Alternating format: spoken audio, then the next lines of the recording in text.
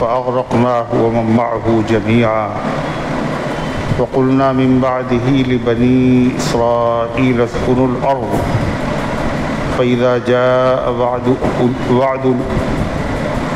جاء وعد الآخرة جئنا بكم لفيفا وبالحق أنزلناه وبالحق نزل وما أرسلناك إلا مبشرا ونذيرا وقرآنا فرقناه لتقرأه على الناس على مكث ونزلناه تنزيلا قل آمنوا به أو لا تؤمنوا إن الذين أوتوا العلم من قبله إذا يتلى عليهم يخرون للأذقان سجدا ويقولون سبحان ربنا إن كان وعد ربنا لمفعولا ويخرون للأذقان يبكون ويزيدهم خشوعا قل ادعوا الله أو ادعوا الرحمن أيما تدعوا فله الأسماء الحسنى ولا تجهر بصلاتك ولا تخافت بها وابتغ بين ذلك سبيلا وقل الحمد لله الذي لم يتخذ ولدا ولم يكن له شريك في الملك ولم يكن له ولي من الذل وكبره تكبيرا صدق اللہ العظیم۔ محترم حضرات، سامعین کرام، حاضرین مسجد، عزیزوں اور بزرگوں اور باوقار ماؤں اور بہنوں، یہ قرآن مقدس کے 15ویں پارے کی سورہ بنی اسرائیل کی آخری آیتیں ہیں۔ دعا کیجئے رب العزت والجلال تلاوت کردہ آیات کی روشنی میں صحیح اور سچی بات عرض کرنے کی توفیق نصیب فرمائے اور ہم سب کو عمل کرنے کی توفیق عطا فرمائے۔ اللہ تعالیٰ نے اس سے پہلے کی آیات میں یہ بیان کیا کہ مکے کے مشرکین نے نبی کریم صلی اللہ علیہ وسلم سے بہت سے معجزات کی فرمائش کی تھی، حالانکہ اللہ کے نبی علیہ السلام نے جو معجزے دکھائے ہیں اللہ کے حکم سے، وہ تمام پیغمبروں سے زیادہ دکھائے اور بڑے عظیم معجزے آپ کے دست مبارک سے ظاہر ہوئے، مگر پھر بھی وہ لوگ فرمائش کرتے تھے کہ یہ والا معجزہ دکھائیے، یعنی مکے میں جو پہاڑ ہے ہٹا دیجئے تاکہ کھیتی کے لائق ہو جائے، صفا پہاڑ کو سونے کا بنا دیجئے، یہ اسی طریقے سے مردوں کو زندہ کر دیجئے، پانی کے چشمے بہا دیجئے۔ تو ان معجزات کے طلب کرنے کا مقصد ایمان لانا نہیں تھا، صرف بہانے تھے۔ وہ جان چکے تھے کہ آپ اللہ کے سچے نبی ہیں، مگر ایمان نہ لانے کا ایک بہانہ تھا، وہ اس طرح کے معجزات کی فرمائش کر رہے تھے۔ اللہ تعالیٰ نے جواب دیا کہ ایک ہی معجزہ نبی کی نبوت اور رسالت کو جانچنے کے لیے کافی ہے قیامت تک کے لیے، اور وہ سب سے بڑا معجزہ قرآن ہے۔ کسی معجزے کے دکھانے کی ضرورت نہیں ہے اور نہ یہ معجزہ دکھایا جائے گا۔ ایسا نہیں ہے کہ اللہ دکھا نہیں سکتا، بلکہ دکھانے میں نہ دکھانے ہی میں مصلحت ہے۔ اس لیے کہ فرمائشی معجزے جب دکھا دیے جاتے ہیں اور وہ قوم ایمان نہیں لاتی تو پوری قوم کو ہلاک اور برباد کر دیا جاتا ہے۔ یہ آخری امت ہے، اس کو ہمیں برباد نہیں کرنا ہے۔ یہ چند لوگ ہیں، یہ ایمان نہیں لائیں گے، نہ لائیں، ان کی اولادیں ایمان لائیں گی۔ اس مصلحت سے معجزے نہیں دکھائے گئے۔ اللہ تعالیٰ فرماتا ہے قرآن کی ان آیات میں جیسے نبی سے معجزے مانگے گئے اور اللہ کے نبی علیہ السلام نے فرمائشی معجزے مصلحتاً اللہ تعالیٰ کے حکم سے نہیں دکھائے، مگر آپ سے پہلے بنی اسرائیل نے، جو بنی اسرائیل میں پیغمبر آئے عظیم الشان موسیٰ علیہ السلام، ان کے ہاتھ سے عجیب معجزے ظاہر ہوئے،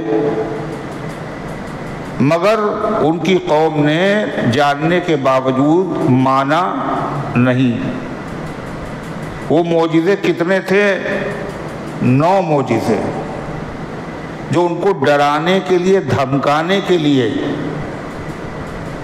بار بار پیش آئے، مگر جاننے کے باوجود ان لوگوں نے مانا نہیں اور بالآخر ان کو ہلاک و برباد کر دیا گیا۔ اللہ انہی معجزات کا ذکر کر رہا ہے قرآن کی اس آیت میں، فرمایا وَلَقَدْ آتَيْنَا مُوسَىٰ 9 آیات بینات، اور ہم نے عطا کیے تھے موسیٰ علیہ السلام کو 9 واضح معجزے۔ آیات کے 2 معنی ہیں، ایک آیت کے معنی معجزہ اور ایک آیت کے معنی احکام، اللہ کا حکم۔ اس میں دونوں معنی مراد ہو سکتے ہیں۔ ہم نے موسیٰ علیہ السلام کو 9 عظیم الشان معجزے عطا کیے تھے۔ وہ 9 معجزے کیا تھے؟ ایک تو عصا تھا، ڈال دیا اور اژدہا بن گیا۔ دوسرا معجزہ کون تھا؟ ید بیضاء، روشن ہاتھ، گریبان میں ہاتھ ڈالا اور نکالا تو چاند اور سورج سے زیادہ روشن۔ تیسرا معجزہ تھا طوفان، بارش کا طوفان زبردست آیا۔ اب ہلاک ہوئے، جب ہلاک ہوئے آئے موسیٰ علیہ السلام کے پاس، اللہ تعالیٰ کہ آپ پیغمبر ہیں، دعا کر دیجئے اگر یہ ہٹ جائے گا طوفان ایمان لے آئیں گے۔ موسیٰ علیہ السلام نے دعا کی، وہ ہٹ گیا، مگر پھر بھی نہیں مانا۔ چوتھا معجزہ جراد، جراد کہتے ہیں ٹڈیوں کو، ٹڈیوں کے دل، ٹڈیوں کے لشکر جس طرف چلے جاتے ہیں وہاں کی فصل کو برباد و تباہ کر دیتے ہیں۔ ٹڈیوں کا لشکر مسلط ہو گیا، پھر بلبلانے لگے اور کہا کہ موسیٰ اپنے رب سے دعا کر دیجئے یہ مصیبت ختم ہو جائے، ایمان لے آئیں گے ہم۔ موسیٰ علیہ السلام نے دعا کی، ایمان پھر بھی نہیں لائے۔ اسی طریقے سے ان کے اوپر اللہ تعالیٰ نے مسلط کیا ضفادع، قمل، قمل، قمل کہتے ہیں جوئیں، جوئیں پڑ گئے، جسم کے اندر رینگ رہے ہیں، بھووں کو کھائے جا رہے ہیں، عاجز ہو گئے۔ پھر وہی درخواست کی، پھر وہ تکلیف ہٹا دی گئی، مگر ایمان پھر نہیں لائے تکلیف ہٹ جانے کے بعد۔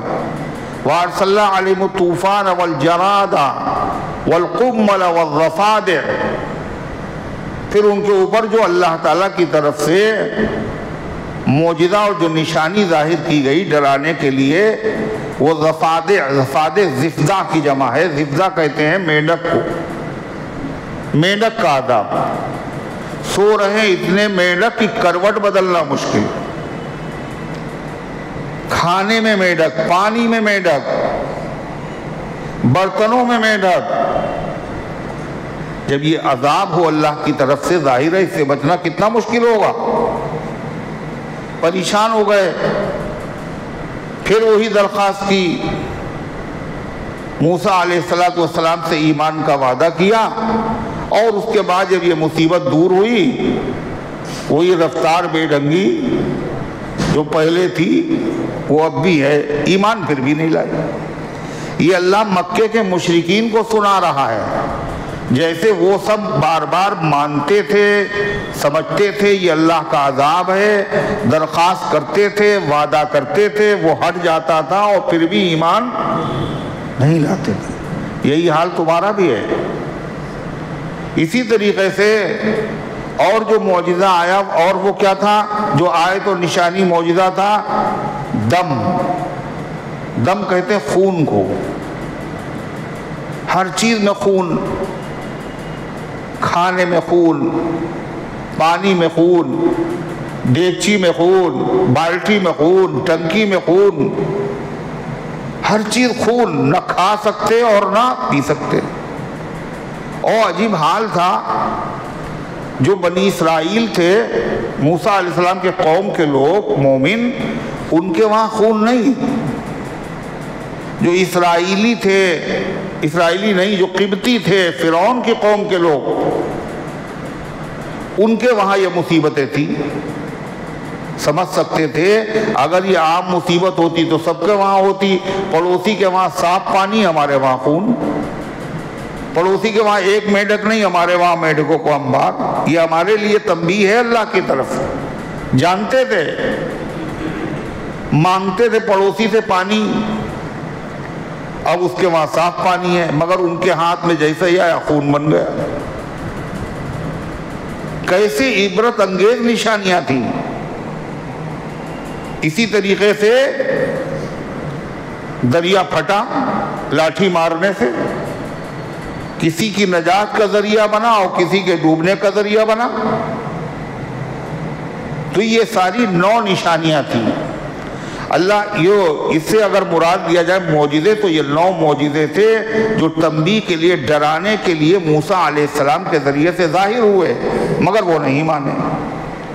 اور اگر آیات سے مراد احکام ہو، احکام اللہ کے حکم، تو حدیث میں آتا ہے، ترمذی شریف کی، ابو داؤد شریف کی حدیث میں ہے کہ حضور پاک صلی اللہ علیہ وسلم تشریف لے جا رہے تھے کہ 2 یہودی دور کھڑے ہوئے تھے۔ ایک نے دوسرے سے کہا، آؤ چل کے ان سے پوچھیں، چل کے ذرا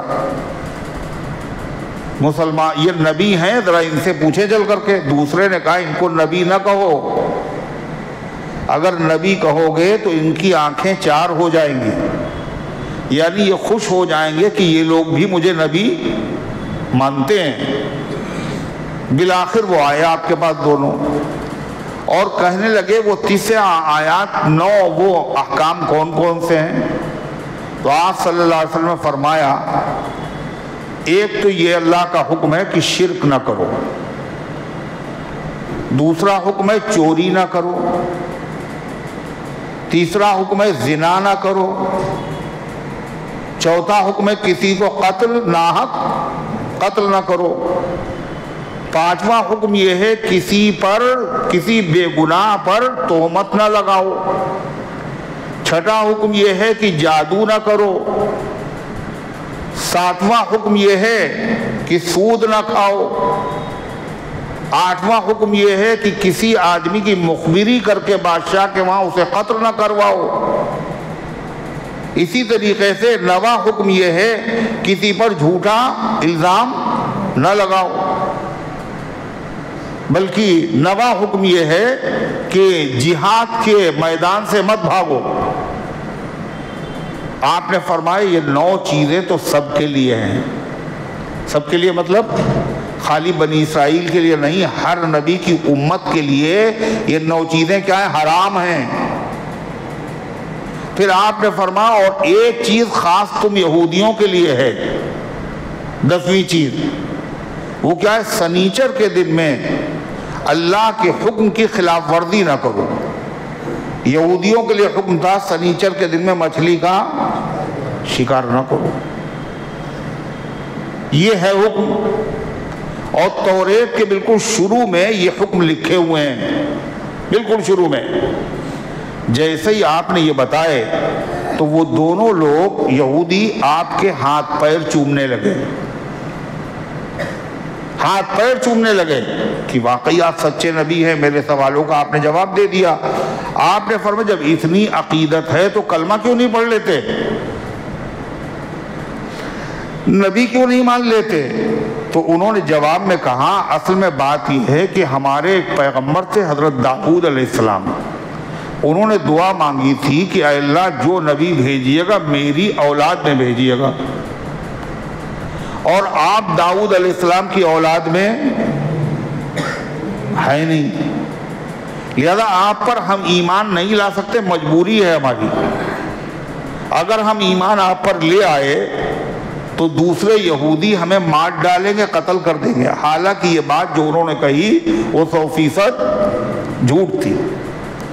لیکن داؤد علیہ السلام نے خود اپنی امت کے سامنے آخری نبی کے فضائل بیان کیے اور آخری نبی کی امت کی فضیلتیں بیان فرمائیں، اور اللہ خود قرآن میں کہتا ہے وَلَقَدْ كَتَبْنَا فِي الزَّبُورِ مِن بَعْدِ الذِّكْرِ أَنَّ الْأَرْضَ يَرِثُهَا عِبَادِيَ الصَّالِحُونَ، ہم نے زبور میں لکھ دیا تھا توریت کے بعد کہ ملک شام کے وارث اللہ کے نیک بندے ہوں گے، وہ ملک شام کو فتح کریں گے، بیت المقدس کو فتح کریں گے۔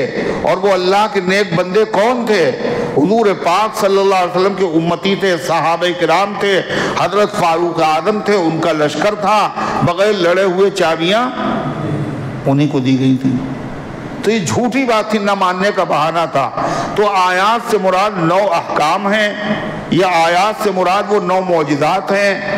اللہ فرماتا فَاسْأَلْ بنی اسرائیل، پوچھ لیجئے، جو میں بیان کر رہا ہوں یہ پوچھ لیجئے بنی اسرائیل کے عالموں سے، جو پڑھے لکھے لوگ ہیں، یہ 9 معجزے اللہ تعالیٰ کی طرف سے موسیٰ علیہ السلام کے ذریعے سے ظاہر ہوئے نہیں ہوئے؟ یہ 9 احکام جو میں بتا رہا ہوں موسیٰ علیہ السلام کے ذریعے سے امت تک پہنچے نہیں پہنچے؟ اگر میری نبوت میں شک ہے تو کس سے پوچھ لو؟ بنی اسرائیل کے عالموں سے پوچھ لو۔ فَاسْأَلْ بِهِ بنی اسرائیل اِذْ جَاءَهُمْ، جب موسیٰ علیہ السلام ان کے پاس آئے تھے رہنمائی کے لیے، ہدایت کے لیے، آسمانی کتاب لے کر کے آئے تھے، تو یہ معجزات انہوں نے ظاہر کیے۔ یہ بنی اسرائیل کے عالموں سے پوچھو، جو میں بیان کر رہا ہوں وہی عالم بھی بتائیں گے۔ دوسرا قول مفسرین نے یہ لکھا فَاسْأَلْ بنی اسرائیل، کہ اللہ نے موسیٰ علیہ السلام کو بھیجا رہنمائی اور رہبری کے لیے۔ موسیٰ علیہ السلام نے رہنمائی اور رہبری کی، اور اللہ نے یہ بھی کہا موسیٰ سے کہ تم فرعون سے مطالبہ کرو، مانگو، فَاسْأَلْ، مطالبہ کرو۔ کاہے کا مطالبہ؟ کہ بنی اسرائیل کو تم نے غلام بنا رکھا ہے، ان کو غلامی سے آزادی دے دو۔ فَاسْأَلْ بنی اسرائیل، بنی اسرائیل کو مانگ لیجئے، کس سے؟ فرعون سے۔ بہت ستایا تم نے اللہ کے ان بندوں کو، نبیوں کی اولاد کو، اب ان کو یہاں سے جانے دو۔ جب موسیٰ علیہ السلام نے یہ کہا تو فرعون کیا بولا؟ فَقَالَ لَهُ فِرْعَوْنُ إِنِّي لَأَظُنُّكَ يَا مُوسَىٰ مَسْحُورًا، فرعون نے کہا اے موسیٰ میں یہ سمجھتا ہوں کہ آپ پر جادو کر دیا گیا ہے۔ نہ ہم آپ کو نبی مانتے ہیں، جو چیزیں آپ نے دکھائیں ان کو ہم معجزہ بھی نہیں مانتے ہیں، ہم کہتے ہیں یہ جادو ہے اور آپ کے اوپر جادو کر دیا گیا ہے معاذ اللہ، اور آپ بہکی بہکی باتیں کر رہے ہیں، میرے علاوہ کوئی خدا ہے نہیں۔ فرعون نے موسیٰ علیہ السلام سے یہ کہا تو موسیٰ علیہ السلام نے کیا کہا جواب میں؟ اے فرعون تجھے دل سے یقین ہے، تیرا دل اندر سے مان چکا ہے کہ رب وہ ہے جس نے آسمان اور زمین بنائے، اور تو نے آسمان کا کوئی ٹکڑا اور زمین نہیں بنائی، تو دل سے جانتا ہے، اور تو دل سے یہ بھی مانتا ہے میں اللہ کا نبی ہوں، اور تو یہ بھی دل سے مانتا ہے کہ یہ جو نشانات دکھائے ہیں، معجزے دکھائے ہیں، یہ واقعی اللہ ہی کر سکتا ہے، اللہ کے علاوہ کوئی نہیں کر سکتا۔ تو دل سے جانتا ہے مگر زبان سے انکار کر رہا ہے۔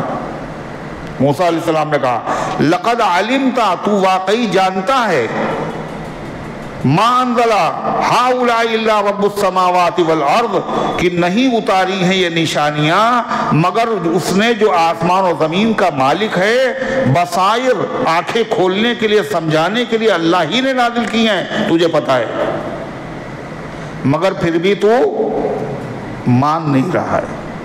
اس سے کیا پتا چلا؟ حضور نے کیا کہا موسیٰ تو جانتا تو ہے مگر مانتا نہیں۔ اس سے کیا پتا چلا؟ جاننے کا نام ایمان نہیں ہے۔ کائے کا نام ایمان ہے؟ ماننے کا نام ایمان ہے۔ جانتا تو جانتے تو یہودی بھی تھے، چومنے لگے ہاتھ پیر، پھر مجبوری بتا دی کلمہ کس لیے نہیں پڑھ سکتے ہم، مجبوری ہماری، لوگ ہمیں مار ڈالیں گے، جھوٹا عذر پیش کر دیا۔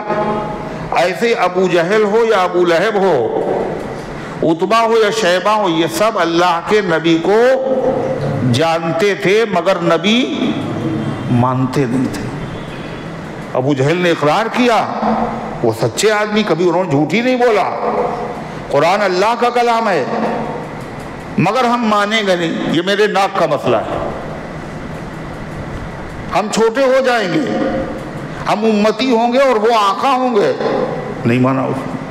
اللہ قرآن میں یہودیوں اور عیسائیوں کے بارے میں کیا کہتا ہے؟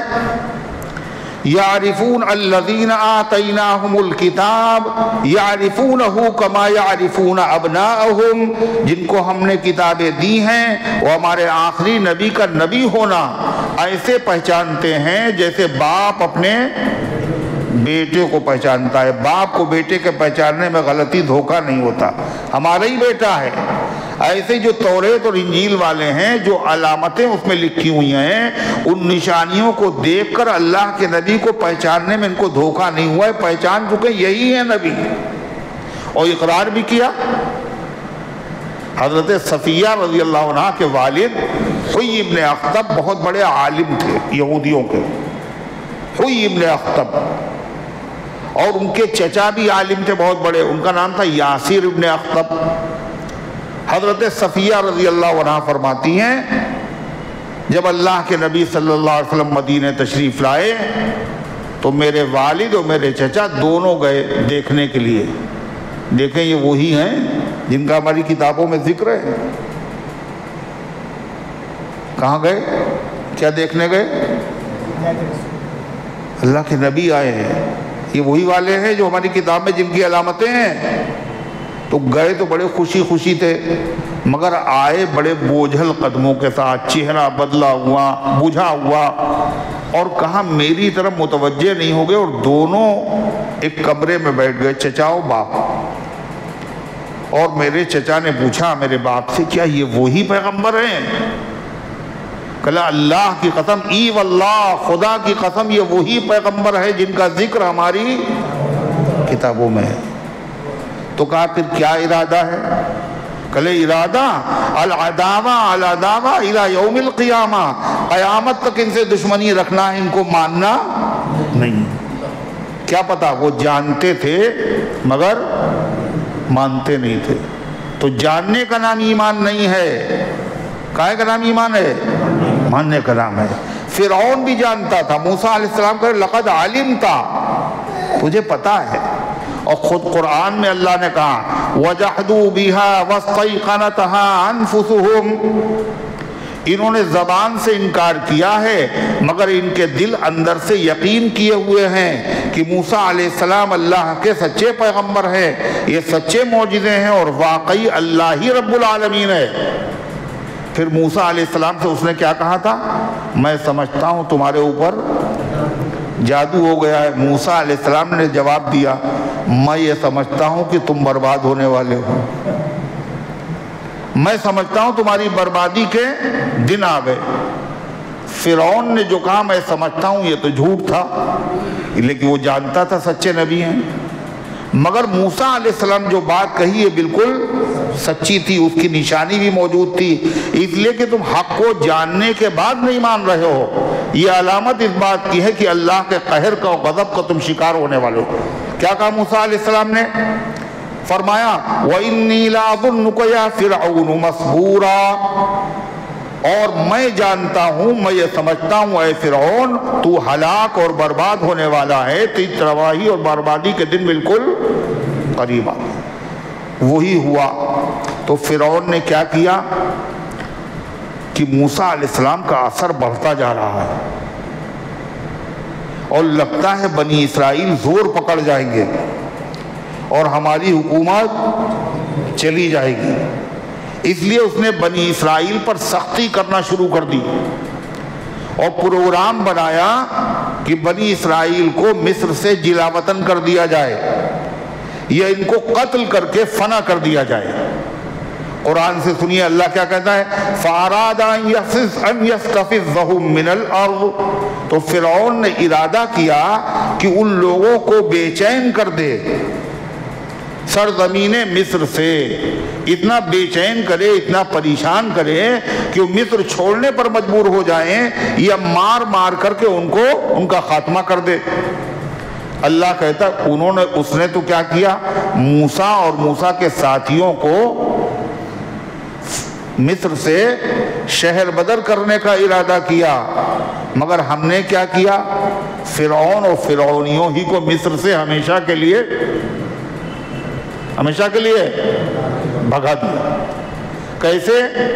فَأَغْرَقْنَاهُ وَمَن مَّعَهُ جَمِيعًا، ہم نے اس کو ڈبو دیا، فرعون کو مصر سے باہر نکال کر کے، اور جو اس کے ساتھ میں تو ان سب کو ڈبو دیا۔ کہاں؟ بحر قلزم میں سب کو ڈبو دیا، اور محل میں، نعمتوں میں، باغات میں ان کو جانا نصیب نہیں ہوا۔ جو نبی کو، اس کی قوم کو نکالنے کا ارادہ کرتے ہیں، اللہ کی سنت یہ ہے کہ اللہ انہی لوگوں کو نکال کے برباد کر دیتا ہے، اور نبی کے ماننے والوں کو اللہ نجات دیتا ہے۔ مکے والوں نے بھی یہی ارادہ کیا تھا۔ موسیٰ علیہ السلام کے حالات اور اللہ کے نبی کے حالات ملتے جلتے ہیں۔ خوب ستایا صحابہ کو، مجبور ہو گئے صحابہ ہجرت کرنے پر، اللہ کے نبی کے قتل کا مشورہ کیا۔ حضرت صدیق اکبر کے ساتھ ہجرت کر کے عزت کے ساتھ آپ مدینے پہنچ گئے، اور جیسے ہی آپ مدینے سے نکلے، بدر میں کیا ہوا، 70 بڑے بڑے مڈ جو تھے اور چودھری جو تھے اور کفر کے جو امام تھے وہ قتل کر دیے گئے، 70 گرفتار ہوئے۔ اور 8 ہجری میں 8 سال کے بعد 10,000 صحابہ کے ساتھ آپ آئے، اور اسی مکے کو آپ نے بغیر خون خرابے کے فتح کر لیا۔ یہی یہاں بھی ہوا، وہی تاریخ دہرائی گئی۔ اللہ فرماتا ہے وَقُلْنَا مِن بَعْدِهِ لِبَنِي اسرائیل، اور فرعون و فرعونیوں کی تباہی کے بعد ہم نے بنی اسرائیل سے کیا کہا، اُذْكُرُوا الْأَرْضَ، اس سرزمین مصر میں اب تم اطمینان سے رہو۔ جہاں سے وہ تمہیں شہر بدر کرنا چاہتا تھا، اللہ کا دشمن نکالنا چاہتا تھا، اللہ نے اس کو نکال کے باہر کر دیا۔ اب اس شہر میں تم لوگ اطمینان سے رہو، مگر اسی زندگی میں رہو۔ دوسری جب زندگی آئے گی تو پھر کیا ہوگا، ہم تمہیں بھی میدان محشر میں جمع کریں گے، اور تمہارے ان دشمنوں کو بھی میدان محشر میں جمع کریں گے، اور جمع کرنے کے بعد حساب کتاب لیں گے، خوش نصیبوں کو الگ پہنچا دیں گے اور بد نصیبوں کو جہنم میں دھکیل دیں گے۔ کیا کہا اللہ تعالیٰ نے، وَقُلْنَا مِن بَعْدِهِ لِبَنِي اسرائیل، اور ہم نے کہا اس واقعے کے بعد، یعنی فرعونیوں کو ڈبونے کے بعد، بنی اسرائیل سے اُسْكُنُوا الْأَرْضَ، رہو زمین میں۔ کون سی زمین؟ مصر میں۔ فَإِذَا جَاءَ وَعْدُ الْآخِرَةِ، جب آخرت کا وعدہ آئے گا، جِئْنَا بِكُمْ لَفِيفًا، ہم تم سب کو حاضر کریں گے سمیٹ کر۔ تم کو مطلب موسیٰ علیہ السلام پر جو ایمان والے تھے ان کو بھی، اور جو ایمان نہیں لائے تھے ان کو بھی، بے ایمان اور ایمان والے، اور یہی نہیں انسان اور جن اور چرند اور پرند اور درندے، سب کو اللہ میدان محشر میں اکٹھا کرے۔ خالی انسان اور جن نہیں ہوں گے، جانور بھی ہوں گے، مگر جانوروں میں کیا ہوگا، وہ تو نماز روزے کے مکلف تھے نہیں، بس ان میں یہ ہوگا اگر کسی نے کسی پر زیادتی کی تھی تو اس کو بدلہ دلا دیا جائے گا۔ بے سینگ والی بکری نے سینگ والی بکری، سینگ والی بکری نے بے سینگ کی بکری کو مارا ہوگا، اللہ اس کو سینگ عطا کرے گا اور کہے گا بدلہ لے لے۔ جانوروں میں بدلہ دلانے کے بعد اللہ کا کونوا ترابا، تم سب مٹی ہو جاؤ بس، تاکہ انسان و جن دیکھ لیں جس خدا نے جانوروں میں انصاف کیا ہے وہ انسانوں و جنوں میں انصاف نہیں کرے گا۔ اور جیسے ہی وہ مٹی ہوں گے تو کافر کیا تمنا کرے گا؟ جیسے یہ مٹی ہو گئے کاش کی ہم بھی. وَيَقُولُ الْكَافِرُ يَا لَيْتَنِي كُنْتُ تُرَابًا، اور اس دن کافر کہے گا کاش کی میں مٹی ہو جاتا. پیدا ہی نہیں ہوتا، یا اگر پیدا ہوا تھا جیسے یہ جانور مٹی ہو گئے ہم بھی مٹی ہو جاتے. تو اللہ تعالیٰ فرماتا ہے جینا بکم لفیفہ، تم سب کو ہم سمیٹ کے لائیں گے میدان محشر. اور اس کے بعد پھر کیا کریں گے؟ چھٹنی کریں گے. کہیں گے وَامْتَازُوا الْيَوْمَ أَيُّهَا الْمُجْرِمُونَ، آئے مجرموں دنیا میں تو تم ایک ساتھ رہے، ایک زمین تھی اس پہ فرما بردار بھی نافرمان بھی، ایک سورج کی روشنی تھی اس سے فرما بردار بھی فائدہ اٹھا رہے تھے نمک حرام بھی، پانی، ہوا، آکسیجن، ہر نعمت میں شریک تھے. آج میدان محشر میں تم آئے ہو، مجرموں الگ ہو جاؤ، فرما بردار الگ اور نافرمان الگ. اور پھر فرما برداروں کو انعام دیا جائے گا اور نافرمانوں کو سزا. آگے اللہ فرماتا ہے بیان کرنے کے بعد توریت کا، پھر اللہ نے رخ پھیرا کدھر؟ قرآن کی طرف. کہ جیسے موسیٰ علیہ السلام کو معجزے دیے، ہم نے اپنے محبوب محمد الرسول اللہ صلی اللہ علیہ وسلم کو معجزے دیے، اور سب سے بڑا معجزہ جو ہم نے دیا اپنے محبوب کو وہ کون سا ہے؟ قرآن پاک. اب قرآن کے بارے میں خدا کیا کہا؟ وَبِالْحَقِّ أَنزَلْنَاهُ وَبِالْحَقِّ نَزَلَ، ہم نے اس کو سچائی کے ساتھ نازل کیا ہے قرآن کو، اور سچائی کے ساتھ نازل ہوا. یعنی یہ قرآن حکمت کے ساتھ نازل کیا، حکمت کے ساتھ نازل ہوا.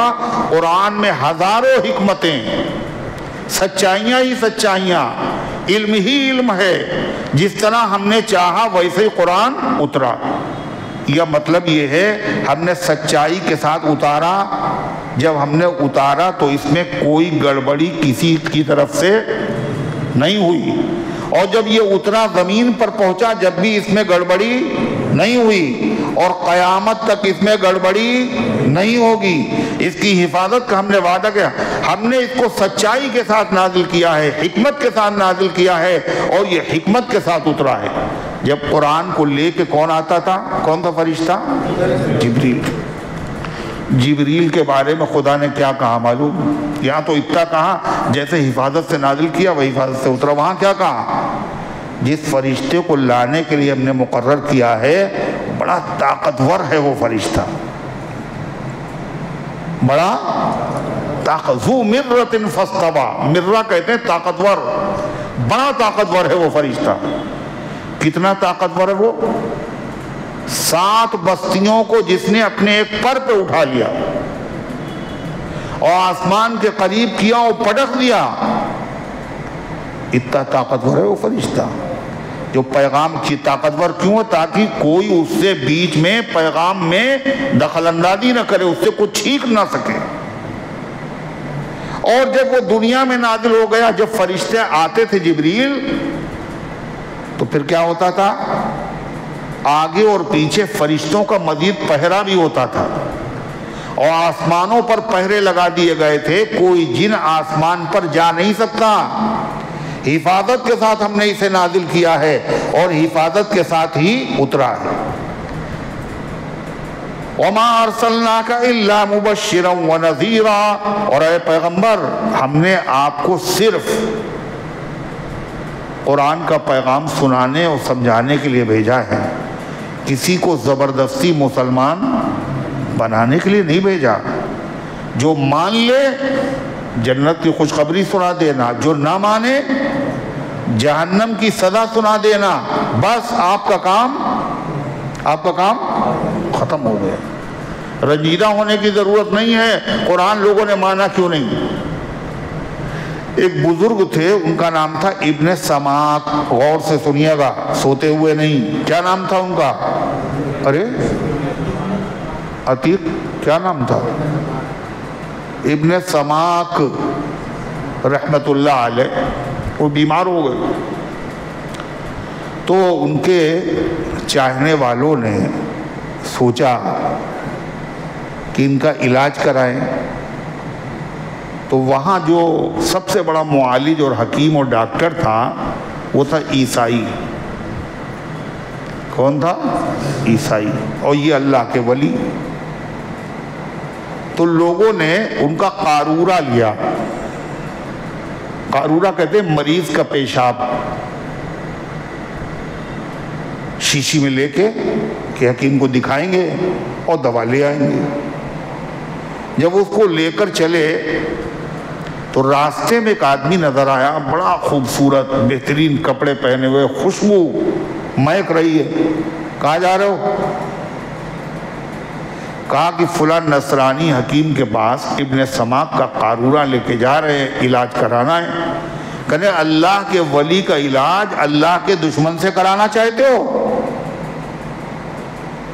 اللہ کے ولی کا علاج اللہ کے دشمن سے کرانا چاہتے ہو؟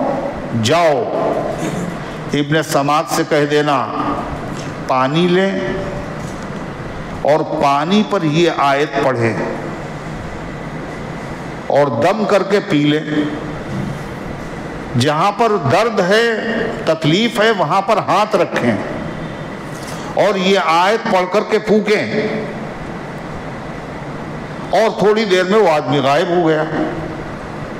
انہوں نے آ کے پیغام پہنچایا، قارورہ پھینک دیا، ابن سماک نے اپنے درد کی جگہ پر ہاتھ رکھا اور یہی آیت کریمہ پڑھی، فوراً درد ان کا غائب ہو گیا۔ یہ پاور قرآن کی اس آیت میں اس دن بھی تھا اور آج بھی ہے اور رہے گا۔ یہ وہ دوائیاں نہیں ہیں، کون سی والی یونانی دوائیں پہلے بڑی تیز اثر کرتی تھیں، وہی دوا ہے مگر فائدہ ہی نہیں ہو رہا ہے۔ اس لیے اس میں مشک ڈالا جاتا تھا، زعفران ڈالا جاتا تھا۔ مشک زعفران اتنا مہنگا ہے، کون ڈالے؟ چاندی کے ورق ڈالے جاتے تھے۔ اب اگر آپ دیکھیں خمیرے میں چاندی کے ورق نہیں ہوتے، کیا ہوتی؟ پنی کوٹ کے ڈال دیا تھا۔ چاندی کے ورق کیا ہوتے ہیں؟ منہ میں ڈالیے تو گھل جاتے ہیں، ختم، اور وہ آپ کی زبان پر آخر تک باقی رہے گی۔ تو ورق کی جگہ جب پنیاں ڈالی جائیں گی تو کیا فائدہ ہوگا؟ فارمولہ تو وہی ہے مگر اصلی چیزیں اس میں سے غائب ہو گئیں۔ مگر قرآن اللہ کا حفاظت کے ساتھ میں نے اتارا، حفاظت کے ساتھ اترا، اور آج بھی ہماری حفاظت میں ہے۔ اس کے اندر الفاظ میں، معنی میں، پاور میں، طاقت میں، کسی چیز میں کمی نہ آئی نہ آئے گی۔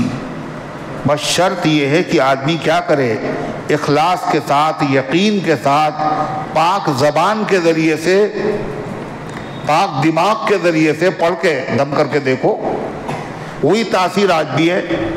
ایک بزرگ تھے بہت بڑے، امام الاولیاء شاہ غلام علی صاحب رحمۃ اللہ علیہ، امام الاولیاء، مرزا مظہر جانان شہید کے بھی پیر تھے وہ، حضرت خواجہ باقی باللہ کے وہ مرید۔ تو کون؟ امام الاولیاء شاہ غلام علی صاحب رحمۃ اللہ علیہ۔ سر سید احمد خان نے ان کو امام الاولیاء کہا۔ دہلی میں ان کی مجلس لگتی تھی تو سر سید احمد خان بیٹھے ہوئے تھے اور شیشے لگے تھے دروازے میں۔ انہوں نے دیکھا ایک آدمی آیا اور حوض پہ اس نے تھیلا رکھا اور اپنے کپڑے بدلے، جو پہن کے آیا تھا اپنے بدل لیے کپڑے۔ تو جو صاحب بیٹھے ہوئے تھے سر سید احمد خان کے پاس، ان سے سر سید احمد خان نے کہا اس نے کپڑے بدلے ہیں، ابھی یہ بھیک مانگنے آئے گا۔ لیکن کپڑے کیوں بدلے؟ تاکہ کپڑوں سے بھی پتا چلے کہ ہم ضرورت مند بھکاری ہیں، سامنے والے پہ اثر پڑے۔ خیر وہ بدل کے آیا۔ اس نے کہا، جیسے اندر داخل ہوا اس نے کہا میں امام الاولیاء شاہ غلام علی کے یہاں سے آ رہا ہوں اور مجھے سخت ضرورت ہے، میں پریشان حال ہوں، مجھے سخت ضرورت ہے، مدد کر دیجئے۔ تو سر سید احمد خان نے ایک لفظ نہیں کہا، یہ تم نے کیا کیا، اور تم نے بہروپیے معلوم ہوتے ہو، اور تم نے لباس تبدیل کیا اور بناوٹی معلوم ہوتے ہو، کچھ نہیں، جیب سے پیسے نکالے اور فوراً اس کی خدمت میں پیش کر دیے، وہ چلا گیا۔ تو پڑوسی نے ان سے کہا ابھی تو آپ کہہ رہے تھے بہروپیہ ہے، یہ کپڑے بدل کے آ رہا ہے، ابھی مانگے گا، اور جب آیا تو آپ نے ایک لفظ نہیں کیا، اس کا مطالبہ پورا کر دیا۔ کہلے تمہیں پتہ نہیں اس نے نام کس کا لیا؟ جب وہ آیا تو اس نے میرے سامنے نام کس کا لیا؟ کس کا نام لیا تھا؟ ارے کس کا نام لیا تھا؟ کہاں سے آ رہے ہیں؟ شاہ غلام علی صاحب کے وہاں سے آ رہے ہیں۔ کہا وہ امام الاولیاء ہیں، ان کا نام اس نے لیا، اس لیے مجھے حیا آئی اور میں نے اس کا مطالبہ پورا کر دیا۔ یہ بہت بڑے عالم تھے، بہت بڑے بزرگ تھے شاہ غلام علی صاحب۔ وہ فرمایا کرتے تھے ہم غریبوں کے وہاں کبھی بیماری نہیں آتی، ہم غریبوں کے وہاں کبھی بیماری نہیں آتی، اور اگر کبھی بھولے بسرے آ بھی گئی، جہاں 7 مرتبہ الحمد شریف پڑھی، پتہ بھی نہیں چلتا بیماری تھی بھی یا نہیں تھی۔ امام اہل سنت رحمت اللہ علیہ فرماتے کیوں نہیں؟ قرآن سے روحانی بیماریاں اچھی ہوتی ہیں، اور جسمانی بیماریوں سے زیادہ خطرناک ہیں روحانی بیماریاں۔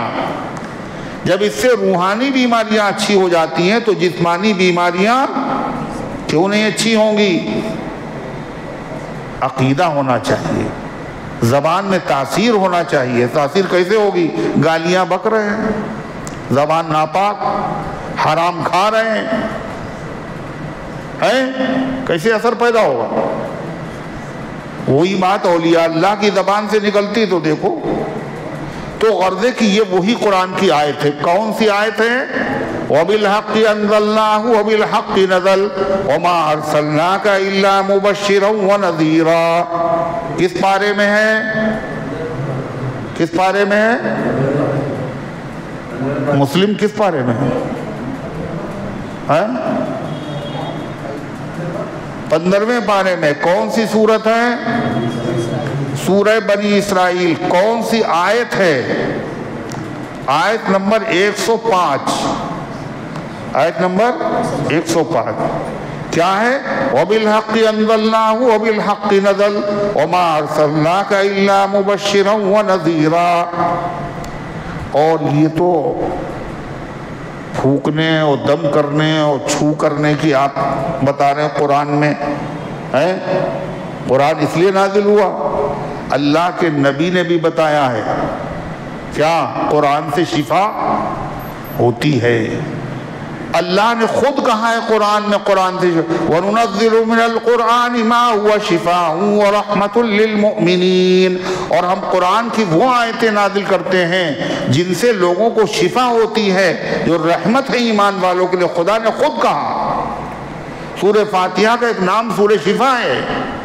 ایک صحابی اور کا گلے میں درد ہو رہا ہے تو اللہ کے نبی صلی اللہ علیہ وسلم نے کیا فرمایا؟ قرآن پڑھو۔ سینے میں درد ہو رہا ہے، قرآن پڑھو۔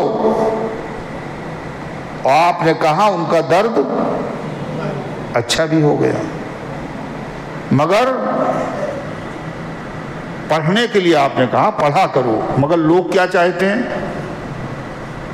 کرنا کچھ نہ پڑے، اس لیے کہتے ہیں کہ پڑھنا پڑے گا، یہ تو مشکل کام ہے، لکھ کے دے دیجئے، تعویذ بنا دیے گلے میں ڈال لے، یہ دھو کے پی لے۔ اللہ کے کلام کو پڑھنا یہ کیا ہے؟ سعادت ہے، اور اس کو نہ پڑھنا محرومی ہے۔ تم محروم بننا چاہتے ہو؟ قرآن کے الفاظ میں اللہ نے نور و برکت رکھی ہے۔ پڑھنے سے جو برکت ہوگی وہ پھونکنے سے، دوسرے کے پڑھنے سے نہیں ہوگی، خود پڑھو۔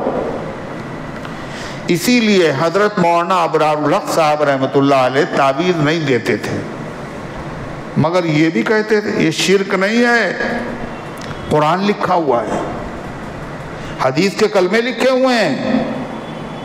شرکیہ جب کلمہ نہیں، شرکیہ کلمہ پڑھ کے جب دم کرنا گناہ نہیں ہے، نبی سے ثابت ہے، تو اگر گلے میں پہن لیا تو کیا ہے؟ یہ بھی صحابی سے ثابت ہے۔ اور صحابی کیا مشرک تھے کیا؟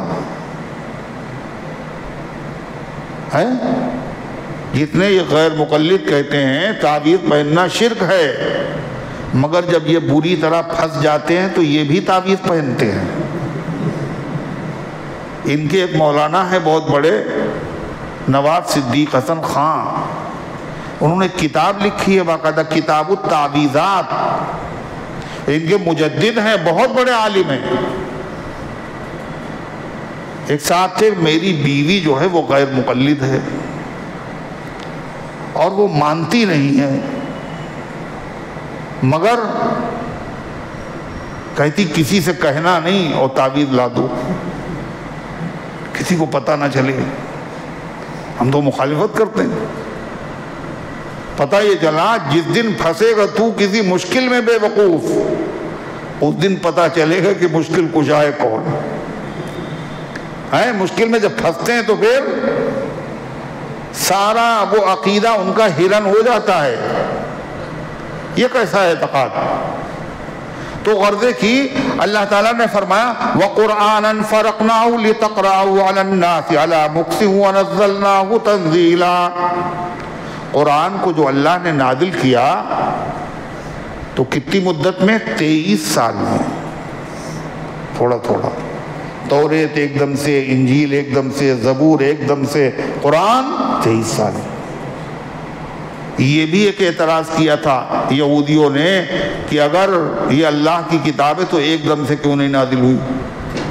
یہ تھوڑی تھوڑی نازل ہو رہی ہے، جیسے لگتا سوچ سوچ کے کوئی آدمی نازل کر رہا ہو، سوچ سوچ کے نازل کر رہا ہو، ایسا لگتا ہے۔ تو اللہ تعالیٰ نے اس کا جواب دیا کیا؟ یہ قرآن جو ہم نے نازل کیا کاہے کے لیے؟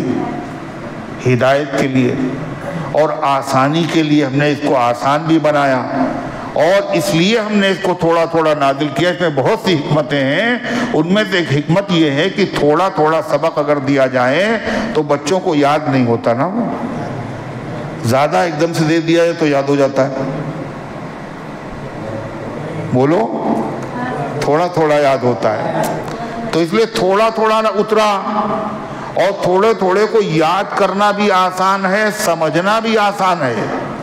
اور دوسری چیز، قرآن جو تھوڑا تھوڑا نزلا اترا، یہ واقعات کے تقاضے کے مطابق، حالات کے تقاضے کے مطابق، جب کوئی نیا واقعہ پیش آیا کھٹ سے قرآن آیا۔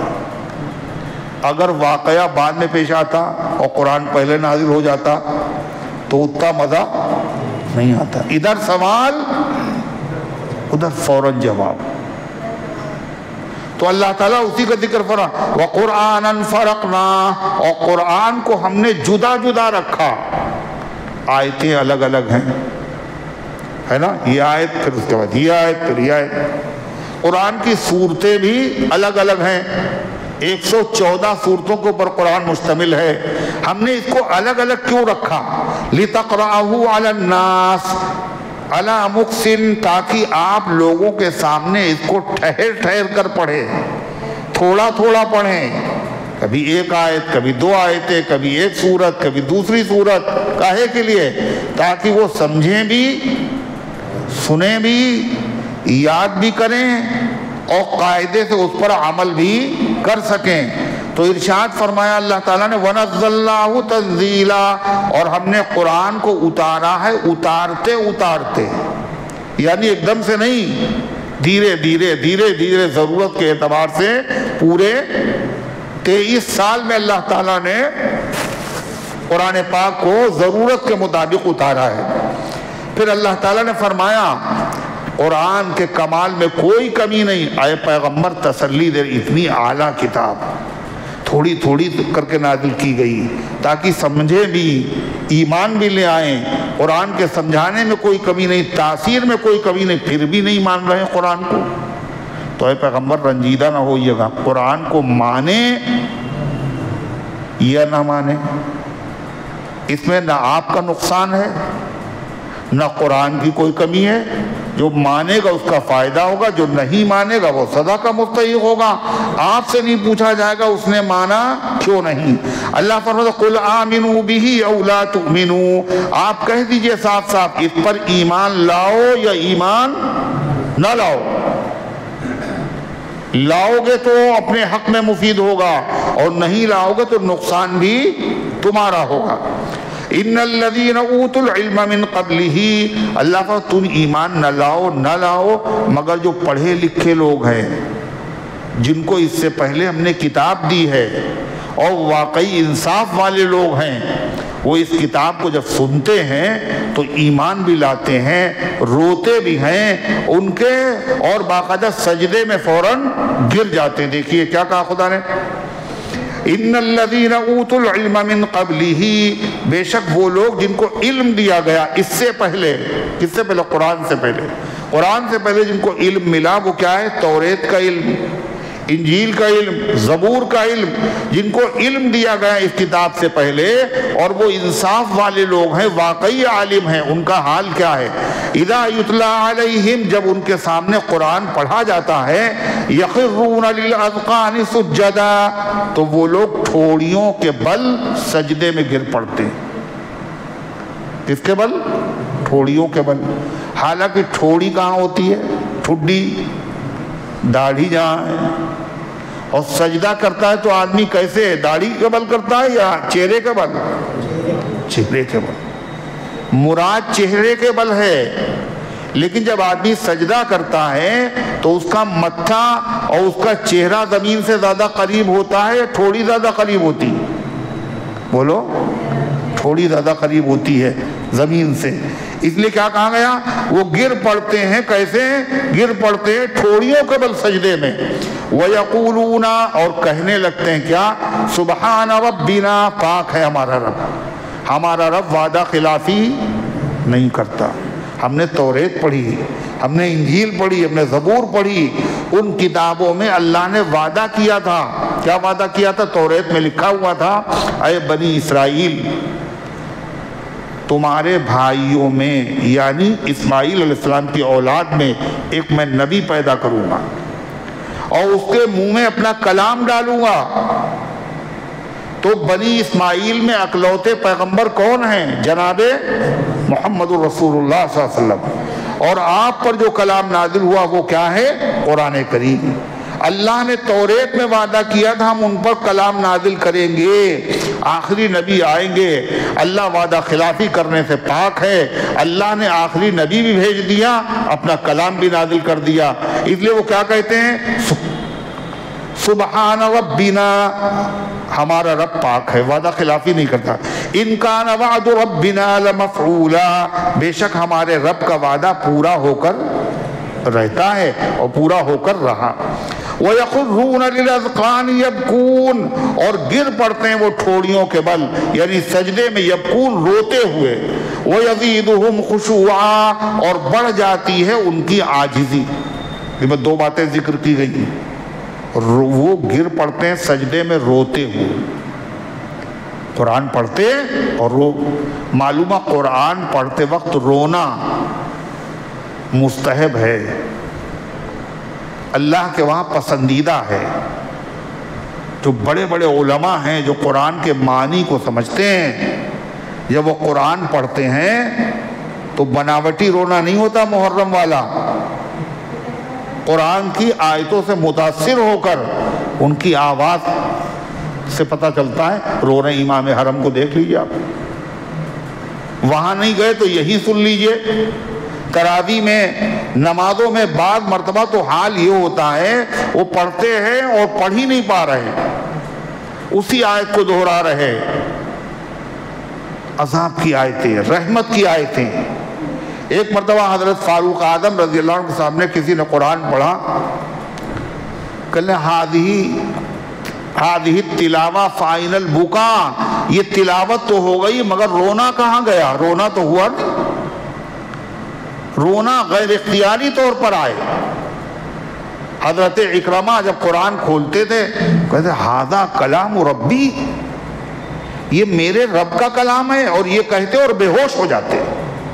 میری کیا اوقات، کہاں اللہ کا پاکیزہ کلام۔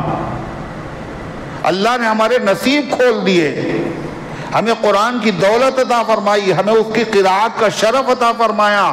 قرآن پڑھنے کی سعادت اللہ نے فرشتوں کو نہیں دی، اور ہم گنہگاروں کو دے دی۔ کہاں ہمارے نصیب؟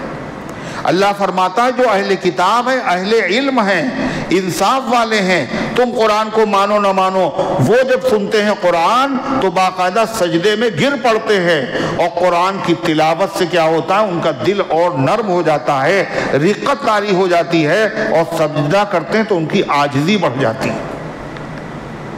قُلِ ادْعُوا اللَّهَ أَوِ ادْعُوا الرَّحْمَٰنَ أَيَّمَّا تَدْعُوا فَلَهُ الْأَسْمَاءُ الْحُسْنَىٰ۔ جب عاجزی کا ذکر آیا تو دعا کا ذکر آیا، اس لیے کہ دعا میں کیا ہوتا ہے، اپنی عاجزی کا اظہار ہوتا ہے۔ اللہ حدیث میں آتا ہے نبی کریم علیہ السلام سجدے کی حالت میں دعا کر رہے تھے، اور آپ نے کہا یا اللہ یا رحمان۔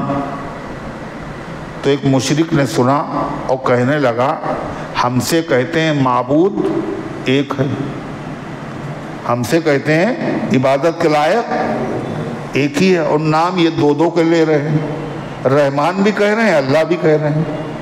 ہم سے کہہ رہے ہیں ایک خدا کی عبادت کرو، اور خود بولو، خود دو دو کو بلا رہے ہیں، کہہ رہے ہیں اللہ بھی کہہ رہے ہیں، رحمان بھی کہہ رہے ہیں، یا اللہ یا رحمان۔ اسی طریقے سے جو عرب کے لوگ تھے وہ لفظ اللہ تو بولتے تھے، مگر رحمان کا استعمال ان کے وہاں نہیں تھا۔ جب وہ کچھ لکھتے تھے تو بسم اللہ الرحمن الرحیم تو نہیں پڑھتے تھے، بسمک اللہم پڑھتے تھے، اللہ کے نام سے۔ جب وہ معاہدہ لکھا جا رہا تھا، حضرت علی لکھ رہے صلح حدیبیہ کا، آپ نے کہا لکھو بسم اللہ الرحمن الرحیم، تو وہ جو کافروں کے نمائندے تھے سہیل جو بعد میں ایمان لائے، انہوں نے کہا یہ نہیں لکھو، وہی لکھو جو ہم لوگ لکھتے ہیں، کیا بسمک اللہم۔ بسمک اللہم کے معنی اللہ کے نام سے۔ اللہ کہتے تھے، کہتے ہم رحمان کو نہیں جانتے، مر رحمان، رحمان کیا ہوتا ہے؟ مسیلمہ کذاب نے اپنے آپ کو رحمان کہا تھا، رحمان یمامہ، تو عرب کو لوگ رحمان کے لفظ سے بدکتے تھے۔ اور یہودی جو لوگ تھے ان کی کتاب جو تھی کون سی، توریت، اس میں رحمان کا ذکر تھا، اللہ کا ذکر بہت کم تھا۔ تو کہتے قرآن میں جو ہے رحمان بھی آ رہا ہے، اور کیا آ رہا ہے، اللہ بھی آ رہا ہے، رحمان کم ہے اور اللہ کا لفظ زیادہ ہے۔ ہماری توریت میں رحمان کا لفظ زیادہ ہے۔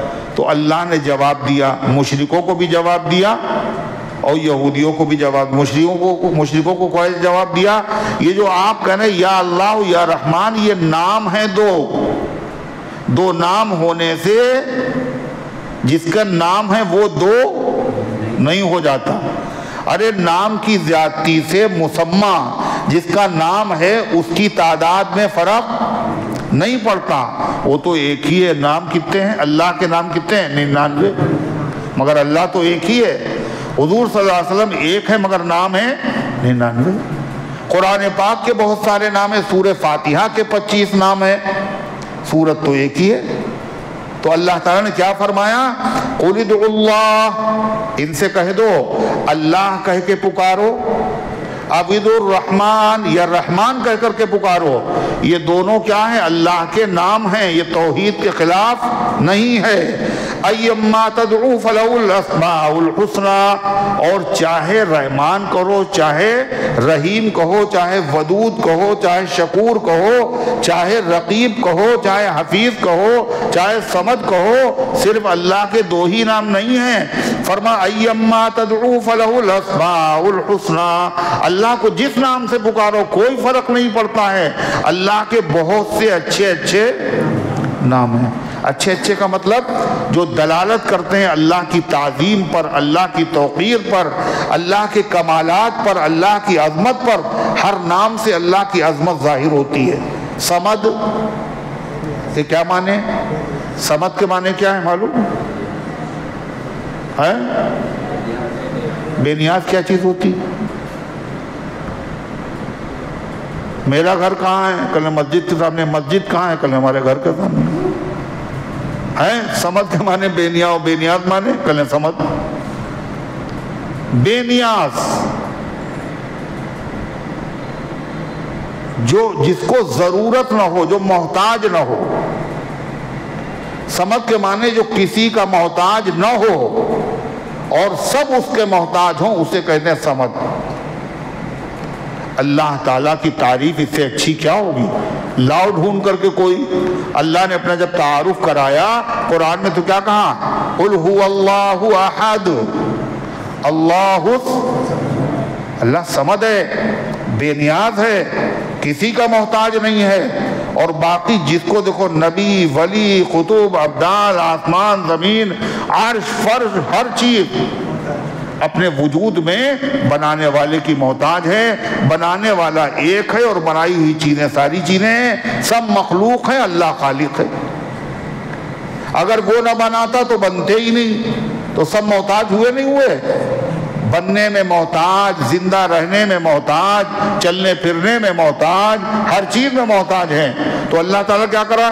ایما تدعو فلہ الاسماء الحسنى، جس نام سے چاہو تم اللہ تعالیٰ کو بلاؤ. جس نام کا مطلب جو نام اللہ کے لیے ثابت ہیں. اب یہ نہیں پتہ چلا برحمہ اللہ کو کہنے لگے ہم ہیں، بولو، یہ کسی اور نام سے پکارنے کرنے لگے پربھو ہیں، یہ صحیح نہیں. جو نام ثابت ہیں انہی نام سے پکارو. ایما تدعو فلہ الاسماء الحسنى، اس کے بڑے اچھے اچھے نام ہیں. پھر ایک واقعہ اور پیش آیا. اللہ کے نبی صلی اللہ علیہ وسلم شروع میں اسلام کہاں تھا؟ پوشیدہ تھا، چھپا ہوا تھا، دار ارقم میں تھا. صفا پہاڑی جو ہے یہ پہلے بہت دور تھی آبادی سے، حرم کے قریب. یہیں پہ ایک گھر تھا، وہاں جو صفا پہاڑی ہے وہیں پر ایک پلر بنا ہوا ہے، اس پہ لکھا ہوا ہے ارقم، دار ارقم. ارقم رضی اللہ عنہ کا مکان تھا. وہیں پر اللہ کے نبی اور مسلمان صحابہ جمع ہوتے تھے، وہیں تبلیغ ہوتی تھی. اسلام دار ارقم کے گھر میں تھا. نماز وہیں، تلاوت وہیں، دین کی تبلیغ وہیں، باہر کچھ نہیں. ڈر تھا نا. تو دار ارقم سے اسلام باہر نکلا کب؟ جب تک 29 مسلمان تھے دار ارقم میں تھا اسلام، حرم تک نہیں آیا تھا. کب نکلا؟ کب نکلا؟ جب حضرت عمر اسلام لائے. اللہ کے نبی نے کہا اللہم اعز الاسلام بعمر بن الخطاب، اے اللہ عمر بن خطاب کے ذریعے اسلام کو غلبہ عطا فرما. حضور نے دعا مانگی، حضرت عمر آ گئے اور جیسے ہی ایمان لائے تو حضور نے خوش ہو کے کہا اللہ اکبر، اور سارے صحابہ نے کہا اللہ اکبر، اور اتنی زور سے اللہ اکبر کہا پورا مکہ گونج گیا. اور حضرت عمر نے فوراً کہا اب اللہ کی نماز دار ارقم میں نہیں ہوگی، کہاں ہوگی؟ حرم شریف میں ہوگی. تو اس سے پہلے کا حال کیا تھا؟ دار ارقم میں آپ صحابہ کو نماز پڑھاتے تھے تو بلند آواز سے آپ تلاوت کرتے نماز کی. مشرک سن لیتے، وہ برا بھلا کہتے، مذاق اڑاتے. تو حضور صلی اللہ علیہ وسلم نے آہستہ پڑھنے لگے. جب آہستہ پڑھتے تھے تو صحابہ کو سنائی نہیں دیتا تھا. جب دھیرے پڑھیں گے سنائی نہیں دیتا. قرآن کی آیت نازل ہوئی کیا؟ جہری نماز میں، جن نمازوں میں تلاوت بلند آواز سے کی جاتی ہے اس میں بہت بلند آواز سے تلاوت نہ کیجیے کہ باہر آواز جائے اور مشرک سنے اور برا بھلا کہے، اور نہ اتنے آہستہ سے تلاوت کیجیے کہ پیچھے والے سن بھی نہ سکیں. اس سے ایک مسئلہ اور پتہ چلا، پیچھے والوں کا کام کیا ہے؟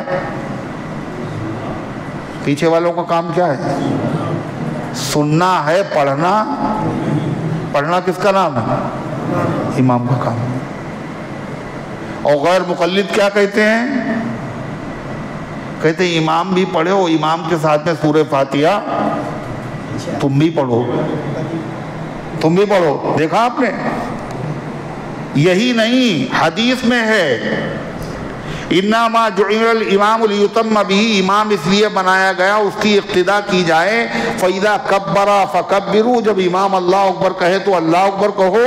واذا قرأ فانصتوا، جب امام پڑھنے لگے تو تم فقرؤ نہیں کہا، تم بھی پڑھو. فانصتوا، چپ رہو. قرآن میں بھی ہے وَإِذَا قُرِئَ الْقُرْآنُ فَاسْتَمِعُوا لَهُ وَأَنصِتُوا، جب قرآن پڑھا جائے تو اس کو غور سے سنو اور چپ رہو. اگر جہری نماز ہے، بلند آواز سے امام پڑھ رہا ہے تو سنو، اور اگر ظہر اور عصر ہے تو جب زور سے پڑھ ہی نہیں رہا تو سنو گے کیا؟ تو کیا کرو؟ کیا کرو پھر؟ چپ رہو. دو حکم ہیں، قرآن پڑھا جائے تو سنو اور چپ رہو. یعنی جن میں بلند آواز سے پڑھا جائے اس میں سنو، اور جن میں آہستہ سے پڑھا جائے اس میں چپ رہو. کیوں؟ امام خود پڑھ رہا ہے. بلند آواز سے پڑھا تو پتہ چل رہا ہے، آہستہ پڑھ رہا ہے جب بھی امام پڑھ رہا ہے. اور جس کے امام ہو، دوسری حدیث من کان لہ امام فقراۃ الامام لہ قراۃ، جو امام کے ساتھ نماز پڑھے تو امام کی قراءت مقتدی کی قراءت ہے، مقتدی کو الگ سے پڑھنے کی ضرورت نہیں ہے.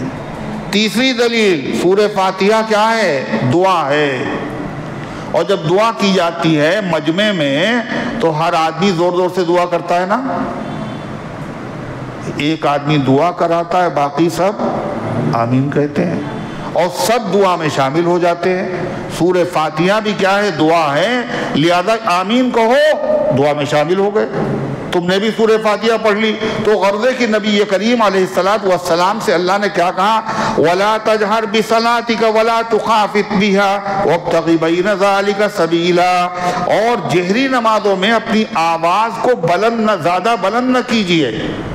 وَلَا تُخَافِتْ بِهَا، اور زیادہ پست بھی نہ کیجئے، زیادہ بلند نہ ہو کہ دشمن سنے گالیاں بکے، اور زیادہ پست بھی نہ ہو کہ پیچھے والے بھی نہ سن سکیں. وَابْتَغِ بَيْنَ ذَلِكَ سَبِيلًا، اور اس کے درمیان والا راستہ اختیار کیجئے کہ پیچھے والے سن لیں اور باہر والوں کو خبر نہ ہو. یہ حکم اسی زمانے کا تھا جب اس کا خطرہ تھا. بعد میں بلند آواز سے تلاوت پہ کوئی پابندی نہیں، کہیں بھی کرو. ہے حرم میں ہو رہی، مدینے میں ہوئی، فاروق اعظم کے ایمان لانے کے بعد حرم شریف میں ہوئی. ارے ہوئی نہیں ہوئی، مشرکین نے سنا نہیں سنا.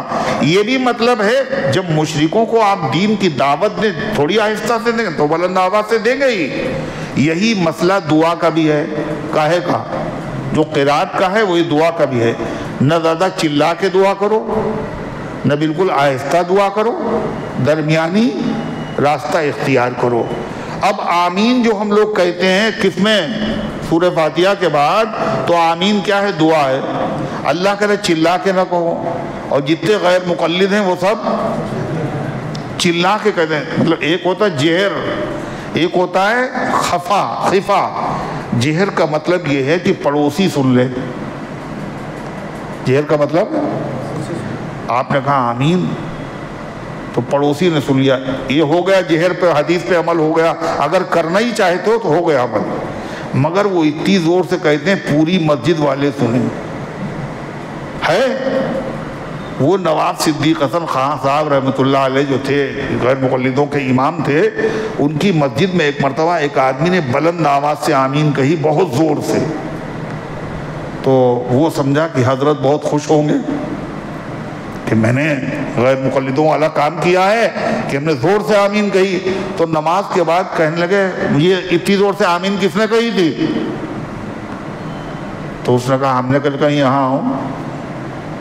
کل نے نماز میں جو آمین کہنے کے لیے کہا گیا ہے وہ جہرن کہا گیا ہے، اذان کہنے کے لیے نہیں کہا گیا ہے. آمین کہنے کے لیے کہا گیا ہے مگر اذان کہنے کے لیے نہیں کہا. تم نے تو اتنی زور سے آمین کہی جیسے اذان کہی جاتی. خود انہوں نے ٹوکا. مگر کیا کیا جائے، مجبوری ہے. ظاہر کیسے ہوگا کہ ہم بھی ہیں؟ یہ کیسے پتہ چلے گا؟ اور باقاعدہ بچوں کو پیسے دے کے آمین کہلوائی جاتی ہے، بڑے تو نہیں۔ اس مسجد میں نے سنا ہے کچھ بچے، کوئی ایک دو بچے آ جاتے ہیں، وہ بڑی زور سے آمین کہتے ہیں، یہ وہی ہیں۔ اور جہاں اس طرح کے لوگ ہوتے ہیں وہ باقاعدہ سیٹنگ کرتے ہیں، سب ایک جگہ نہیں کھڑے ہوتے، نہ پہلی صف میں سب کھڑے ہوں گے، کچھ اس صف میں، کچھ اس صف میں، کچھ دائیں طرف، کچھ بائیں طرف، تاکہ جب آمین کہی جائے تو پتہ ہر طرف سے آواز آئے، پتہ چلے آمین کہنے والے بہت تھوڑے سے ہیں۔ دیکھ لیجیے، یہ سب دین ہے، یہ سیاست ہے، یہ مذہب ہے، یہ ثواب کا کام ہے، یہ فتنہ ہے، شرارت ہے۔ انگریزوں کے زمانے میں، انگریزوں کے زمانے سے اس کا وقوع ہے، اس سے پہلے مسجدوں میں جھگڑے کچھ نہیں ہوتے تھے، آمین زور سے اور آہستہ سے، کوئی تھی نہیں ایسی مسجدیں۔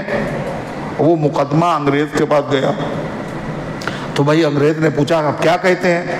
تو انہوں نے کہا کہ ہم کہتے ہیں آمین جو ہے وہ آہستہ سے کہنا افضل ہے، زور سے کہنا بھی جائز ہے۔ کہلے تم کیا کہتے ہو، حدیث میں کیا ہے؟ تو کہنے ہم بھی یہی کہتے ہیں کہ مطلب جو ہے وہ زور سے کہنا افضل ہے، مگر آہستہ سے کہنا بھی ناجائز نہیں۔ کہنے اب سمجھ میں آ گئی بات کہ آمین کی 3 قسمیں ہیں۔ اس نے کہا، انگریز نے، جج نے کہا تم کہہ رہے ہو 2 قسمیں ہیں، 2 قسمیں نہیں، 3 قسمیں۔ ایک آمین بالجہر، زور سے آمین کہنا، ایک آمین بالسر، دھیرے سے آمین کہنا، تیسرے آمین بالشر، شر پھیلانے کے لیے آمین کہنا۔ کہنے جھگڑا نہ آمین بالسر پہ ہوگا نہ آمین بالجہر پہ ہوگا، جھگڑا کاہے پہ ہوگا؟ جب شرارت سے کہی جائے تو ہوگا جھگڑا۔ ہے ایک جائز چیز ہے، زیادہ افضل ہے، آپ نے اس کو میدان بنا لیا دنگل کا۔ کہتے یہودی آمین سے جلتے ہیں، سب یہودی ہیں کیا؟ عبداللہ ابن عباس دھیرے سے آمین کہتے تھے، فاروق اعظم دھیرے سے آمین کہتے تھے، خلفائے راشدین دھیرے سے آمین کہتے تھے، عبداللہ ابن مسعود دھیرے سے آمین کہتے تھے، سب یہودی ہیں۔ زبان میں لگام نہیں، جو جی چاہا بک دیا۔ حضور پاک صلی اللہ علیہ وسلم نے ایک مرتبہ ظہر کی نماز میں ایک سورت پڑھی، کون سی؟ اذا السماء انشقت، اذا السماء انشقت، حضور نے ظہر میں پڑھی۔ اچھا حضور نے ظہر میں پڑھی تو پتہ کیسے چلے گا؟ ظہر میں کیسے پڑھی جاتی؟ کیسے پڑھی جاتی؟ خاموشی سے۔ مگر حضور نے پڑھی، وہ صحابی کہتے ہیں ہمیں پتہ چل گیا۔ مطلب اللہ کے نبی نے پوری سورت ظہر میں بلند آواز سے نہیں پڑھی، صرف شروع کی آیت پڑھ دی،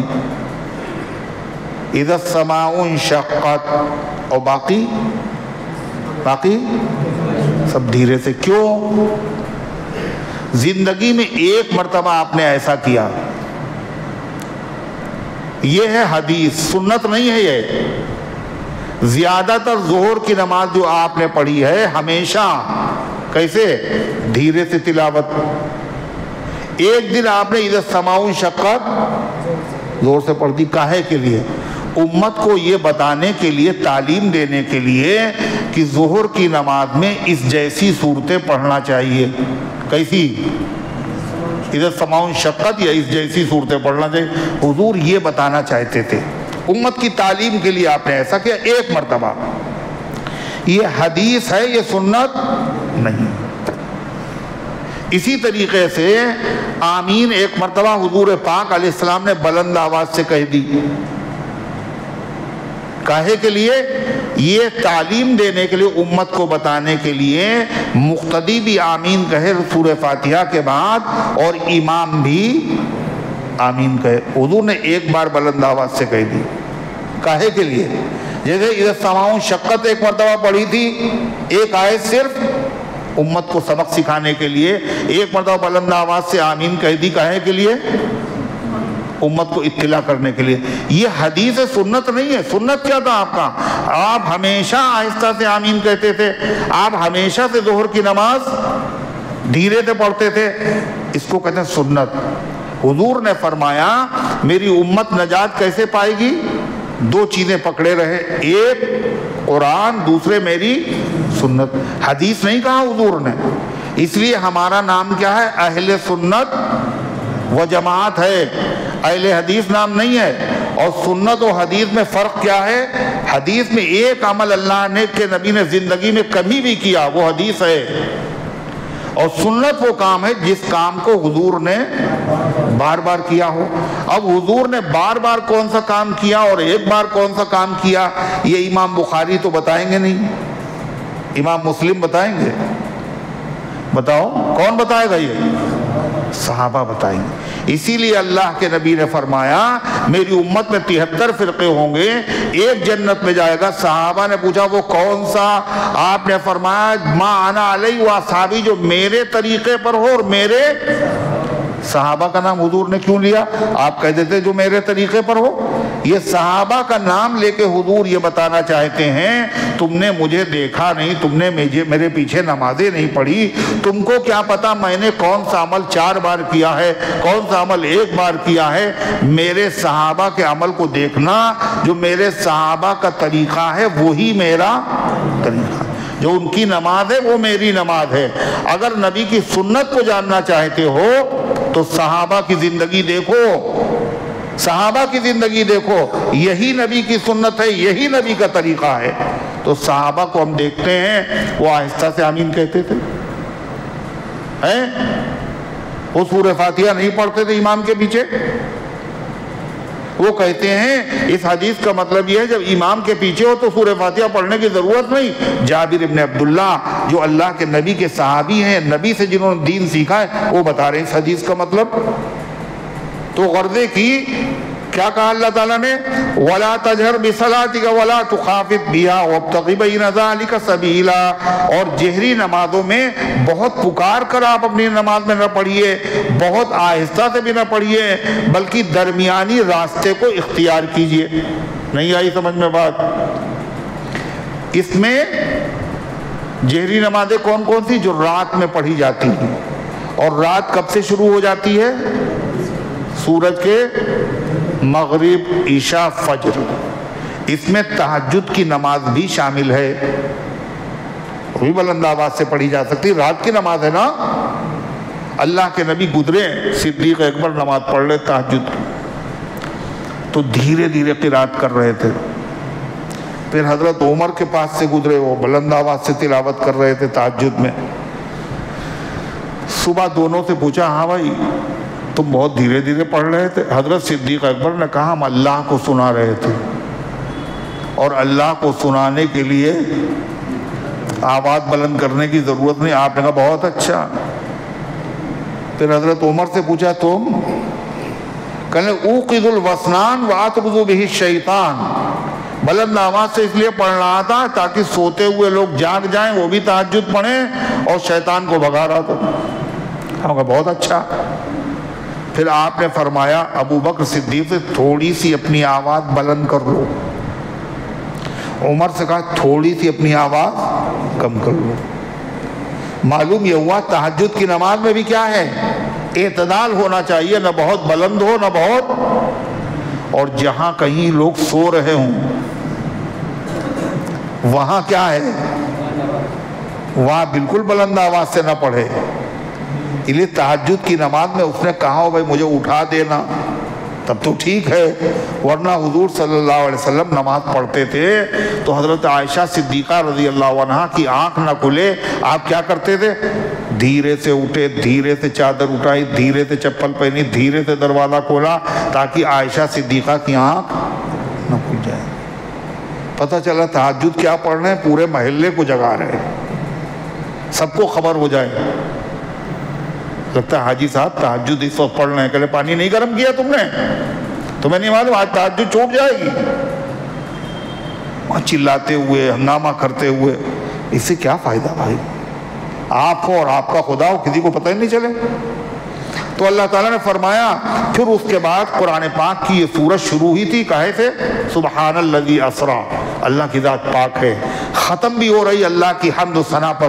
اللہ تعالیٰ کیا کہہ رہا ہے؟ قل الحمد للہ الذی لم یتخذ ولدا، اور کہا کیجئے تمام تعریفیں اس اللہ کے لیے ہیں جس نے اپنا کوئی بیٹا تجویز نہیں کیا، اس لیے کہ جس کے بیٹے ہوتے ہیں اس کو بیٹوں کی ضرورت ہوتی ہے اور اللہ کو کسی کی کوئی ضرورت نہیں ہے۔ اس میں تردید کس کی ہے؟ عیسائیوں کی۔ وہ کہتے ہیں اللہ نے عیسیٰ علیہ السلام کو، وہ دیکھیں وہ سو رہے ہیں بیٹھے ہوئے، وہ کیا کہتے ہیں؟ وہ مسلم کیا کہتے ہیں؟ وہ یہ دیکھیں وہ کہتے ہیں عیسیٰ علیہ السلام کو اللہ نے بیٹا بنایا۔ یہودی کہتے ہیں عزیر کو اللہ کا بیٹا بنایا، عزیر کو اللہ نے بیٹا بنایا۔ مکے کے مشرک کے فرشتوں کو اللہ نے بیٹیاں بنایا۔ اللہ نے سب کی تردید کی۔ کیا؟ الحمدللہ، تمام تعریفیں اس اللہ کے لیے ہیں، لم یتخذ ولدا، اس نے کسی کو بیٹا نہیں بنایا، اس کو بیٹے کی ضرورت نہیں۔ کبھی کبھی آدمی کو مدد جو ہوتی ہے، ضرورت پڑتی مدد کی، تو کبھی مدد کی ضرورت پڑتی ہے چھوٹے سے، کبھی مدد کی ضرورت پڑتی ہے برابر والے سے، کبھی مدد کی ضرورت پڑتی ہے اپنے سے بڑے سے۔ اللہ کو نہ چھوٹے سے مدد کی ضرورت، نہ برابر والا کوئی ہے ہی نہیں، اور نہ کوئی بڑا ہے۔ تینوں کی تردید ہے اس میں۔ کیا کہا اللہ تعالیٰ نے؟ الحمدللہ الذی لم یتخذ ولدا، تمام تعریفیں اس اللہ کے لیے جس نے کوئی بیٹا نہیں بنایا، اس کو بیٹے سے مدد کی ضرورت۔ وَلَمْ يَكُنْ لَهُ شَرِيكٌ فِي الْمُلْكِ، اور اس کے ملک میں کوئی دوسری حکومت کو کوئی دوسرا شریک نہیں ہے۔ اور پارٹنر جو ہوتا ہے وہ کون ہوتا ہے؟ برابر والا ہوتا ہے۔ اور یہ بھی عیب ہے، اللہ اس عیب سے پاک ہے۔ وَلَمْ يَكُنْ لَهُ وَلِيٌّ مِّنَ الذُّلِّ، اور نہیں ہے اس کا کوئی حامی، کوئی مددگار عاجز ہونے کے وقت۔ کوئی بڑے کی ضرورت، جب کام نہ بنے کسی بڑے کو بلاؤ، بڑے کی حمایت حاصل کرو، اللہ عاجز ہی نہیں ہوتا۔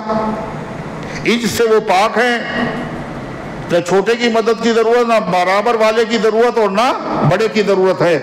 وَكَبِّرْهُ تَكْبِيرًا، اور اللہ تبارک و تعالیٰ کی بڑائی بیان کیجئے، خوب کبریائی بیان کیجئے۔ یعنی اللہ تعالیٰ کسی کا محتاج نہیں ہے، سب اس کے محتاج ہیں، ہر عیب سے وہ پاک ہے، ہر کمال اسے حاصل ہے۔ یہ آیت پر سورہ بنی اسرائیل ختم ہو جاتی ہے۔ اس آیت کا نام ہے آیت العزت۔ کیا نام ہے؟ آیت العزت۔ حضور صلی اللہ علیہ وسلم کے خاندان میں جب بچہ بولنے لگتا تھا تو یہی آیت اس کو سکھائی جاتی تھی۔ کون سی؟ آیت العزت، بنی اسرائیل کی آخری آیت۔ کہاں سے؟ وَقُلِ الْحَمْدُ لِلَّهِ الَّذِي لَمْ يَتَّخِذْ وَلَدًا وَلَمْ يَكُنْ لَهُ شَرِيكٌ فِي الْمُلْكِ وَلَمْ يَكُنْ لَهُ وَلِيٌّ مِّنَ الذُّلِّ وَكَبِّرْهُ تَكْبِيرًا۔ یہ پہلے بچے کو جب بولنا سیکھتا ہے پڑھائی جاتی ہے آیت عزت۔ اس آیت کے بارے میں ایک واقعہ حضرت ابو ہریرہ رضی اللہ عنہ سے منقول، وہ فرماتے ایک مرتبہ مدینہ طیبہ سے باہر ہم گئے حضور صلی اللہ علیہ وسلم کے ساتھ، اور کیسے گئے کہ حضور صلی اللہ علیہ وسلم نے میرا ہاتھ پکڑ لیا۔ حضور صحابہ کے ساتھ ایسے چلتے تھے، یعنی کہاں ابو ہریرہ، کہاں حضور سے بڑا کون ہوگا، مگر کوئی وہ نہیں تھا، بے تکلفی کے ساتھ چلے جا رہے ہیں۔ کہ ایک آدمی نظر آیا بہت پریشان، کمزور، تو حضور صلی اللہ علیہ وسلم دیکھ کے تڑپ گئے۔ آپ تو رحمت للعالمین تھے، کیا بات ہے؟ حضور بیمار بہت ہیں، فکریں بہت ہیں، پریشانیاں بہت ہیں۔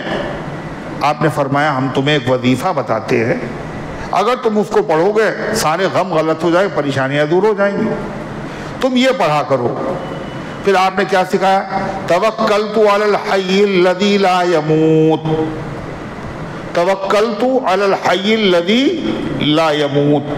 پھر اس کے بعد آپ نے یہی آیت پڑھوائی، وَالْحَمْدُ لِلَّهِ الَّذِي لَمْ يَتَّخِذْ لَهُ وَلَدًا وَلَمْ يَكُنْ لَهُ شَرِيكٌ فِي الْمُلْكِ وَلَمْ يَكُنْ لَهُ وَلِيٌّ مِّنَ الذُّلِّ وَكَبِّرْهُ تَكْبِيرًا۔ ایک کلمہ حدیث میں ہے، باقی یہ الحمدللہ سے لے کے آخر تک۔ دوبارہ ابو ہریرہ کہتے ہیں جب وہاں سے گزرے آپ، دیکھا وہ آدمی خوش و خرم، حشاش بشاش، شاداب تر و تازہ۔ آپ نے پوچھا کیا حال ہے؟ کہا بہت اچھا حال ہے، جب سے آپ نے وہ وظیفہ بتایا میں نے ناغہ نہیں کیا، اللہ نے ہماری ساری پریشانیاں دور کر دی ہیں۔ یہ اس آیت کریمہ سے متعلق ایک واقعہ حدیث میں ملتا ہے۔ اللہ تعالیٰ ان گزارشات کو قبول فرمائے، عمل کرنے کی توفیق عطا فرمائے۔